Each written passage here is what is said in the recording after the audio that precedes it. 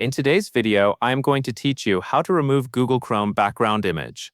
Start by opening Google Chrome on your computer. Once Chrome is open, create a new blank tab. You can do that by clicking the plus icon at the top of the browser, or by opening a fresh new tab page the way you normally would. When the blank tab is open, look toward the bottom right corner of the page. You should see the Customize Chrome button. In some versions of Chrome, this may appear as a small pencil icon instead of a button with text, but it serves the same purpose. Click that option to open the customization panel.